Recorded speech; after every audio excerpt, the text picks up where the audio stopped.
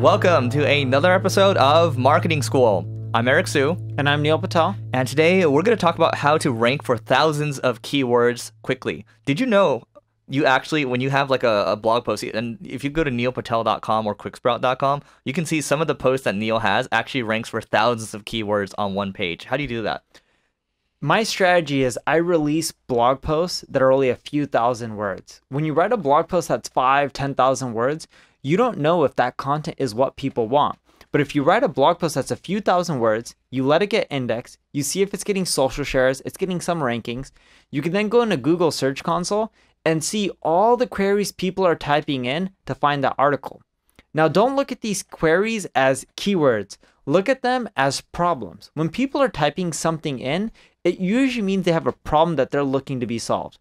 If you can take all the main keywords that are related to your article and adjust them to address those keywords, more so address those problems, and give them a solution, what you'll find is you'll rank higher over time.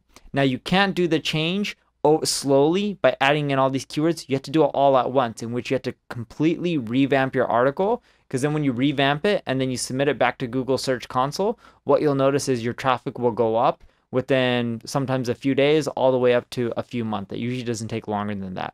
Yeah, speaking of Search Console, by the way, one thing that we do is we look at, let's say we publish a new piece. What we'll do is we'll come back to that maybe like a month or two later, and then we'll look at all the keywords that page is ranking for. You can see that in Google Search Console, so just go to the pages section and then look at the queries for that specific page.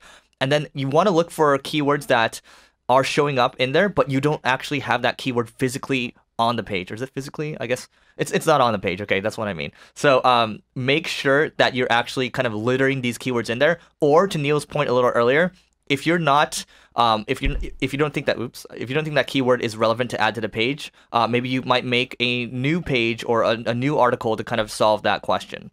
Yeah, but when Eric's mentioning you should sprinkle in these keywords, he's not just saying just stuff them in and make it so your article doesn't make sense or it sounds like you're being spammy. You have to adjust the content to benefit the user. If the user doesn't like your article because you're just stuffing in keywords, your user metric scores are going to tank and your rankings on Google are going to tank over time as well. Yeah, you know who does a good job of this? Brian Dean. So a mutual friend of ours, Brian Dean, or Backlinko. If you look at his Facebook group, sometimes I pop in there, and then right now, like everybody in that group is, they're SEO fanatics. They're going crazy. It's like, oh, power pages, power pages. So basically, a power page, if you just Google Backlinko link building, he has this ultimate guide to link building, and it's just this one epic page. And it's just like 8 chapters. We've talked about the hub and spoke topic clusters where we kind of separate things out. And, Neil's online marketing guide is a good example of that. But what Brian Dean does is he just puts it all on one page, and it does really well for him. And he basically ranks for thousands of keywords just for one page. If majority of your traffic comes from mobile, so like Backlinko, Eric, we all mainly have B2B traffic where majority of our visitors are coming in from desktop or laptops. Having one long page is not a problem, but if majority of your traffic is mobile, from everything we tested, especially with Google's first mobile index, we found that sometimes it is harder to rank, and the reason being is if the page has too many graphics or loads slow, it's just a shitty user experience, and then your rankings aren't going to be that high. So make sure to know your audience before you create one long page with 15 or 20 or 30,000 words of text.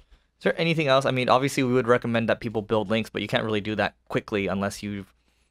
Well, the last thing I would recommend is whatever content you have that you're ranking for, yeah, you can use Google Search Console. We already went over that. But you should also look at your competition to see what similar articles they have.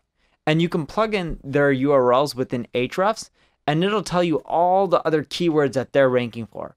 And if you see that there's a lot of similar articles out there within your space, by using AHREFS, you now have data on what's working for your competition as well. You can take those keywords in addition to the ones that you're already ranking for and mix them in to your page. Make sure you're going in depth, solving all the problems related to that keyword. Make sure the article still flows. And what you'll find is your traffic will grow more and more, and you'll also rank for more keywords.